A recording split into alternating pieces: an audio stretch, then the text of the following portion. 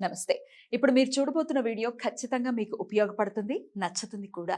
మరి మీకు నచ్చిన విషయం నాకు తెలియాలి అంటే ఈ వీడియోని మీరు లైక్ చేయాలి, షేర్ చేయాలి, అలాగే మన ఛానల్‌ని సబ్స్క్రైబ్ చేయాలి. మీ సపోర్ట్‌ని నాకు అందిస్తారు కదూ! ఓకే. ఇప్పుడు వీడియోని స్టార్ట్ చేద్దాం. నేను మీ జయశంకర్ సిస్ట్ల. మన పిల్లలకి పుట్టిన తేదీని అనుసరించి బలమైన సంఖ్యాబలంలో పేరు పెడదాం. సమాజానికి దేశానికి బలమైన పౌరులనిద్దాం. ఏ ఇంట్లో కూడా అర్ధాయుష్ మరణాలు లేకుండా చేద్దాం. నమస్తే. Welcome to our channel. నేను పద్మిని. ప్రస్తుతంతో పాటు ప్రముఖ ఆధ్యాత్మికవేత్త, ఆస్ట్రోన్యూమరాలజిస్ట్, వేదిక్ వాస్తు స్పెషలిస్ట్, శ్రీ విద్య మరియు హనుమత్ ఉపాసకులు, బ్రహ్మశ్రీ డాక్టర్ శివయోగి సిస్లా జయశంకర్ గారు మనతో పాటు ఉన్నారు. మాట్లాడదాం. నమస్కారం అండి. ఆయుష్మతి భవ. ఎలా ఉన్నారు సార్? బాగున్నానమ్మా. సార్, అకారణంగా కొంతమంది మనతో శత్రుత్వాన్ని పెట్టుకుంటూ ఉంటారు. ఎందుకు అంటే తెలియదు. ఆ మనిషి నచ్చలేదని నచ్చకపోవచ్చు. అందరికీ నచ్చారు కదా. రాముడే అందరికీ నచ్చట్లేదు. మనం ఎంత కదా. అకారణంగా లేకపోతే అసూయ చేత వాడు ఎదుగుతున్నాడనో, లేకపోతే వాడు నాలెడ్జ్ లో చాలా ముందున్నాడనో, చాలా అన్ని విషయాలు చెప్తున్నాడనో, ఇంకా ఏదైనా కారణం అందంగా కనిపించినా కూడా శత్రుత్వాన్ని పెంచుకునే వాళ్ళని చూసున్నాం. ఇది నిజంగా దౌర్భాగ్యం. అంటే వాళ్ళెంత దారిద్ర్యంతో బాధపడుతున్నారు అని అనిపిస్తుంది. అందంగా ఉంటే శత్రుత్వం పెంచుకోవడం ఏమిటి? చాలా కామెడీగా ఉంది కదా. భగవంతుడిచ్చిన అన్ని భగవంతుడిచ్చిన వరమే ఏదైనా కూడా.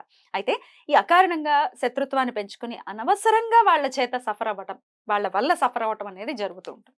అసలు ఇది దేని వల్ల జరుగుతూ ఉంటుంది? దీనికి ఏంటి sir remedy?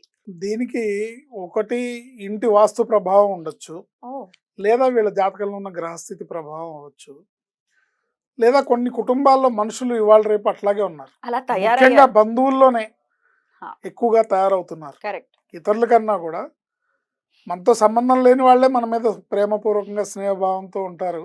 Any time. Correct. ఏంటి కానీ బంధువుల్లోనే ఎప్పుడో ఏదో జరిగిన ఒక చిన్న సంఘటనని పట్టుకొని దాన్నే పట్టుకొని అదే జీవితం వేళ్లాడుతూ మంగమ్మ శపథంలాగా చేసి జీవితాంతం దాన్నే పట్టుకొని సాధిస్తూ ఉండేవాళ్ళు చాలా మంది ఉంటారు. కరెక్ట్.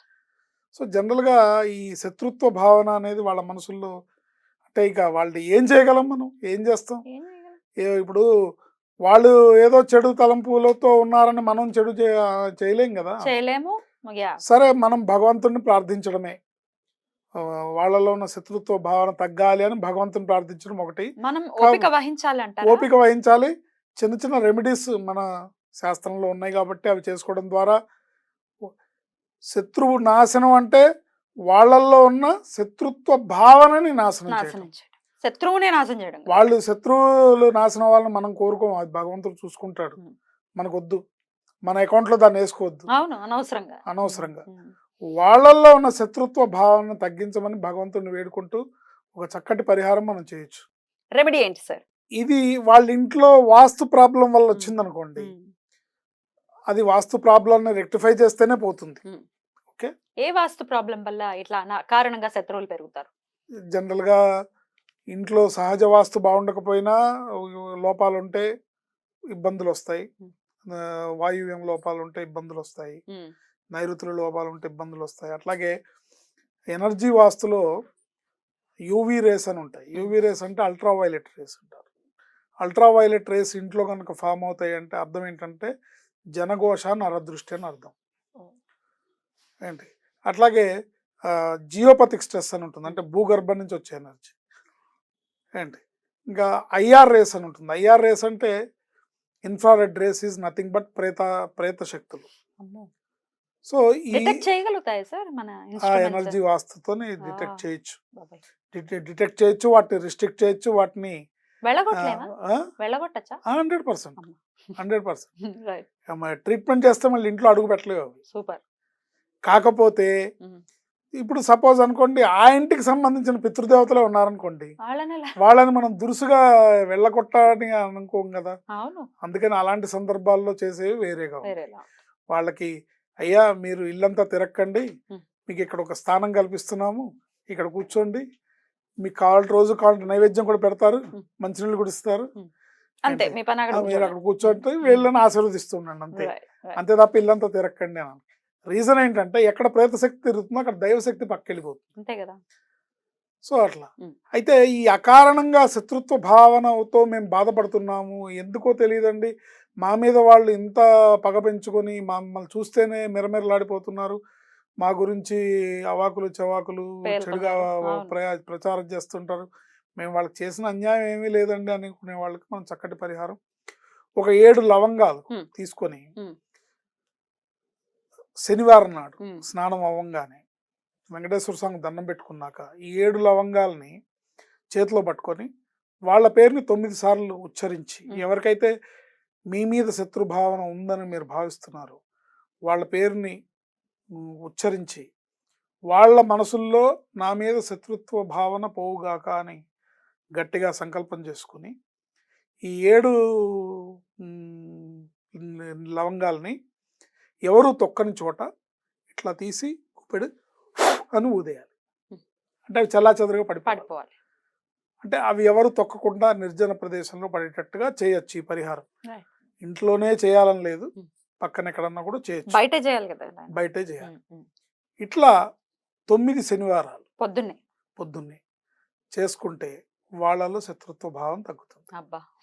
ఏంటి ఇంకా ఇంకొక పరిహారం ఉంది, అంటే ఇంకా తగ్గట్లేదు అంటే ఇలా మీరు చేస్తే 1-2 వారాలు చేసేసరికి మీకు తేడా కనబడుతుంది.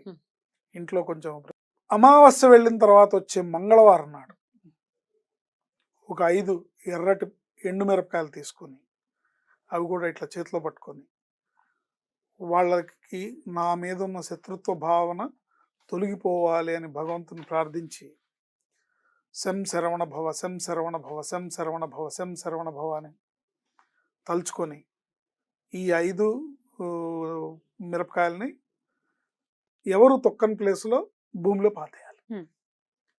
ఇది అమావాస్య వెళ్ళిన తర్వాత వచ్చే మంగళవారం నాడు చేయాలి. ఏంటి ఇట్లా ఎన్నిసార్లు చేసినా మంచిదే ఏంటి, కానీ కనీసం 9 మంగళవారాలు చేస్తే మంచిది. ఇలా చేసుకోవడం ద్వారా ఎదుటి వాళ్ళల్లో ఉన్న శత్రుత్వ భావన పోయి వాళ్ళకి మీ మీద మిత్రత్వ భావన ఏర్పడుతుంది అని పరిహార శాస్త్రంలో చెప్పారు. తప్పకుండా ఇది నెరవేరుతుంది. డెఫినెట్లీ అండి, డెఫినెట్గా ఇది చేసుకుని ఈ శత్రు బాధ అనేది నిజంగా చాలా ఇబ్బంది పెడుతుంటుంది. ఆడవాళ్ళైనా మగవాళ్ళైనా పరిహారాలు చేసుకోవచ్చు. రైట్, ఎవరైనా చేసుకోవచ్చు. ఈ లవంగాలు వేసే ఇది కానీ లేకపోతే ఇప్పుడు చెప్పిన ఈ ఎండుమిరపకాయలు పీరియడ్స్ లో ఉన్నప్పుడు చేయకూడదు. ఆ వారం ఒకవేళ అడ్డొస్తే గనక ఆగాలి. పీరియడ్స్ లో ఉన్నప్పుడు చేయకూడదు. రైట్ అండి, పనికిరాదు కదండి. డెఫినెట్లీ అంటే ఆ డౌట్ వస్తుంది ప్రేక్షకులకి, అందుకని అడగడం జరుగుతుంది. రైట్ అండి, డెఫినెట్ గా ఈ సమస్య నుంచి బయటపడాలి. మరోసారి చెప్తున్నానండి, శత్రు నాశనం అంటే వాళ్ళేదో చెడిపోవాలనే కోరిక మనలో ఉండకూడదు. వాళ్ళు మన భావన ఎప్పుడు కూడా ఎట్లా ఉండాలంటే అందరూ బాగుండాలి, అందులో మనం ఉండాలి. మన భావన ఎప్పుడు ఇట్లాగే పెట్టుకోవాలి. కానీ కసి పెరుగుతుంది కొంతమందికి, వాళ్ళు ఏదైనా అయిపోతే బాగుండు అని కసి పెరిగినప్పుడు అప్పుడు వాళ్ళకి నీకు తేడా ఉంది. ఎగ్జాక్ట్లీ.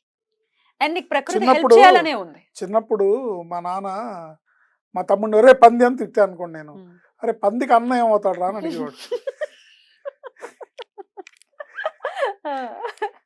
కదా. సో నీ కసి పెరిగి నువ్వు వాళ్ళేదో చెడిపోవాలని కోరుకుంటే వాళ్ళకి నీకు తేడా ఉంది. భగవంతుడు ఎక్కడ హర్షిస్తాడు నిన్ను ఎట్లా అనుగ్రహిస్తాడు? నువ్వు ఓపిక వహించినాడే.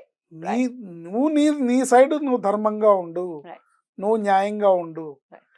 మనకు కావాల్సింది వాళ్ళకి నీ మీద ఉన్న శత్రుత్వ భావన తొలగి ప్రేమ ఆప్యాయతలు పెంపొందేలా మన మీద శత్రుత్వ భావన ఉంది అంటే వాళ్ళు మనకి అయిన వాళ్ళే అయి ఉంటారు.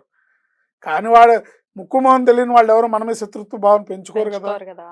ఏంటి, సో అయిన వాళ్ళే అయి ఉంటారు. అయిన వాళ్ళకి ఆ శత్రుత్వ భావన పోయి మిత్రత్వ భావన రావడానికి ఇలా 9 శనివారాలు లవంగాలతోనూ 9 మంగళవారాలు అమావాస్య వెళ్ళంగానే వచ్చే మంగళవారం నాడు చేయటం ద్వారా తప్పకుండా మీ మీద శత్రుత్వ భావన తొలగి అందరితో మిత్రత్వ భావన పెరిగి సంతోషంగా ఉంటారు. రైట్ అండి, నాది ఇంకొక ప్రశ్న అండి. కొంతమంది మనతో ఫ్రెండ్లీగా ఉన్నట్టే నటిస్తూ ఉంటారు, మన వెనక్కి వెళ్ళగానే చాలా నీచంగా మాట్లాడే వాళ్ళని నేను కూడా చూసాను, నా పర్సనల్ లైఫ్ లో కూడా ఉంటారమ్మా. అలాంటి వాళ్ళకి కూడా ఈ పరిహారం పనిచేస్తుంది? ఎవరికైనా పనిచేస్తుంది.